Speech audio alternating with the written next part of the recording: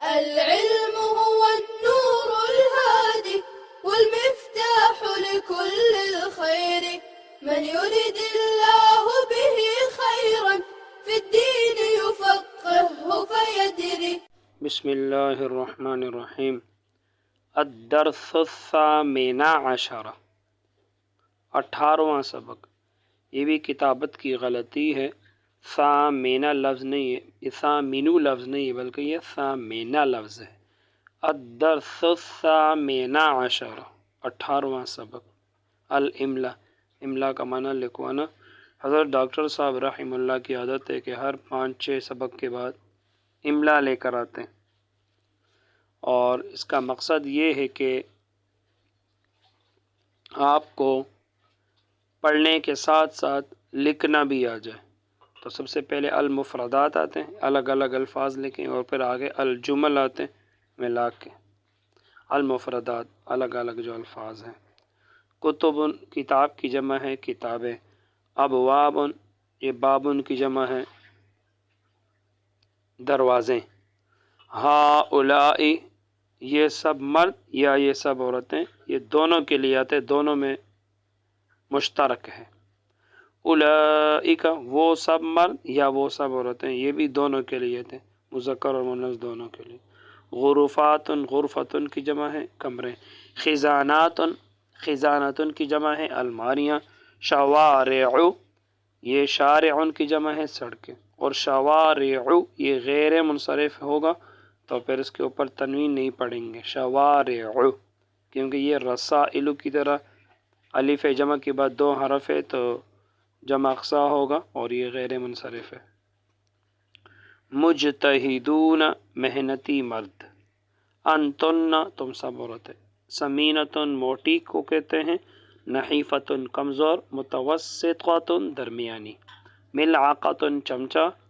قصیرۃ، چھوٹا چوٹی، اور اسی طرح ٹھگنی، قصیرۃ چھوٹی، ٹھگنی۔ عطلۃ، چھٹی۔ ذانک، وہ 2 مرد، تانک، وہ 2 عورتیں۔ اب الجمل۔ ہاتان شجرتان، یہ 2 درخت ہیں۔ ہاتانی، یہ ہذہ کا تثنیہ ہے۔ ہذان قلمان، یہ 2 قلم ہیں۔ ہذان، یہ ہذا کا تثنیہ ہے۔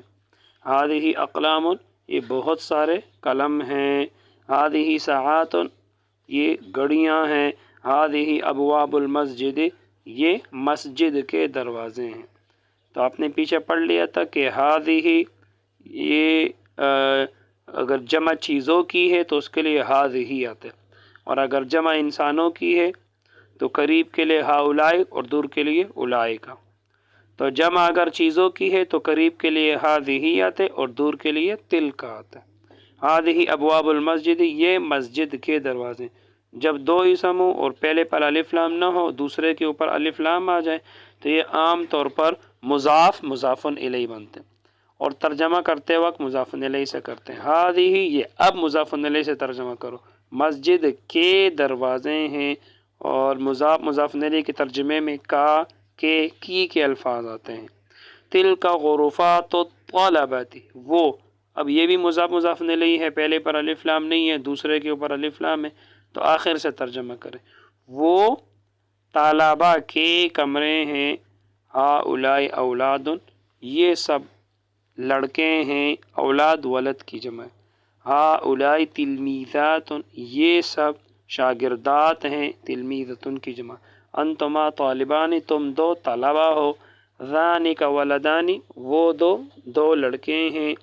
تانک طفلتان، وہ 2 بچیاں ہیں، یہ طفلتن کا تثنیہ ہے۔ نحن مسلمون، ہم سب مسلمان ہیں۔ اولئک رجال صالحون، وہ سب نیک مرد ہیں۔ ہؤلاء نساء صالحات، یہ سب نیک عورتیں ہیں۔ الاساتذۃ فی مکتب المدیر، اساتذہ، الاساتذۃ، اساتذہ۔ اب آخر سے ترجمہ کرنا ہے کیونکہ یہ مضاف الیہ ہے۔ محتمم کے دفتر میں ہیں، اساتذہ محتمم کے دفتر میں ہیں۔ المعلمات بین الطالبات، استانیہ طالبات کے درمیان ہیں۔ هذه کتب عربیۃ، یہ عربی کتابیں ہیں۔ تو موصوف صفت کا ترجمہ بھی اگر آپ آخر سے کریں تو یہ بھی درست بن جاتا ہے، یہ عربی کتابیں ہیں، هذه یہ اب آخر سے عربی کتابیں ہیں۔ تو کتب موصوف ہے اور عربیۃ صفت ہے۔ آپ کے ذہن میں آ سکتا ہے کہ کتب تو جمع ہے اور عربیۃ یہ تو واحد مؤنث ہے، جبکہ موصوف صفت میں مطابقت ہونا چاہیے۔ تو آپ نے یہ پڑھا ہے کہ اگر موصوف غیر عاقل کی جمع ہو، اگر موصوف غیر عاقل کی جمع ہو تو اس کی صفت عموماً واحد مؤنث آتی ہے۔ هذه خزانات المکتبۃ، یہ اب آخر سے ترجمہ کرنا کیونکہ یہ مضاف مضاف الیہ ہے۔ مکتبۃ کتب خانے کو کہتے ہیں، یہ کتب خانے کی الماریاں ہیں۔ هذا بیت متوسط، یہ درمیانہ گھر ہے، تو بیت موصوف ہے اور متوسط صفت ہے۔ ذاک میدان واسع، وہ کشادہ میدان ہے۔ تلک غرفۃ ضیقۃ، وہ تنگ کمرہ ہے۔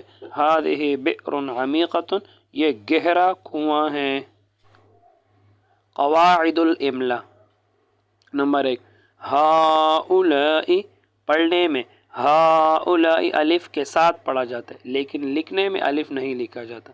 تو اگر آپ یہاں دیکھیں ہؤلاء تو ہا کے بعد الف نہیں لکھا گیا ہے، تو لکھنے میں الف نہیں آئے گا، لیکن پڑھتے وقت آپ ہا کے ساتھ الف پڑھو گے اور کھینچ کے پڑھو گے ہؤلاء۔ نمبر 2، اولئک پڑھنے میں اولئک الف کے ساتھ پڑھا جاتا ہے، لیکن الف لکھا نہیں جاتا۔ یہاں بھی آپ دیکھو اولئک لام پڑھتے وقت آپ الف پڑھتے ہیں، تو پڑھتے وقت الف پڑھا جاتا ہے، لیکن لکھنے میں لام کے ساتھ الف نہیں آئے گا۔ نیز الف کے بعد واو لکھا جاتا ہے، پڑھا نہیں جاتا۔ تو یہاں بھی اگر آپ دیکھیں حمزہ کے بعد الف کے بعد یہ واو ہے، اس کو یوں نہیں پڑھتے اولئک، بلکہ اولئک پڑھتے ہیں، یہ واو سائلنٹ ہے، اس کو پڑھا نہیں جاتا۔ الفاظ کے معنی، خزانات الماریاں، عجوز یا شیخ بوڑھا، مطبخ باورچی خانہ، عجوزۃ بوڑھی، نشیط چست، کسلان سست، شاب جوان مرد، اور المکتبۃ کتب خانہ لائبریری، شابۃ جوان عورت، صالحات نیک عورتیں، بین درمیان، عمیق گہرا، بئر کنواں، مکتبۃ تجاریہ تجارتی کتب خانہ، مستودع یا مخزن یہ گودام کو کہا جاتا ہے۔ بس آج کے لیے اتنا ہی۔ اللہ تعالی ہم سب کو علم نافع عطا فرمائے۔ السلام علیکم۔